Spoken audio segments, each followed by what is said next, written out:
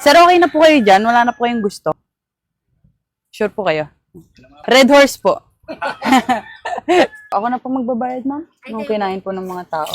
May mga nagtataka kung bakit parang antagal daw gawin itong dream house ko. For your information po, hindi naman 3 buwan lang gawin yung ganito kalaking bahay. Tsaka kung maaalala nyo po, binanggit ko before na itong pinapagawa ko sa kanila is bare finish pa lang and tsaka ko pa lang ipapa-finish talaga sa kanila kapag nakita ko na matibay yung pagkakagawa nila. Nakikita nyo ngayon, tapos ng buhusan yung mga poste sa second floor.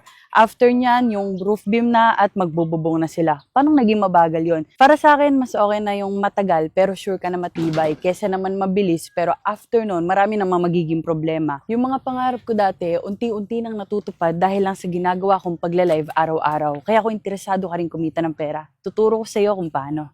Sundin mo lang yung 4 na steps. Step 1, i-click at i-download mo lang yung link na nasa comment section ko. Step 2, gumawa ka na ng account. Pwede mo yung connect sa Facebook o kaya phone number mo para mas madali. Step 3, gawin mo na yung face authentication para ma-verified ka na. Nandyan nga pala yung instructions kung paano yun gawin.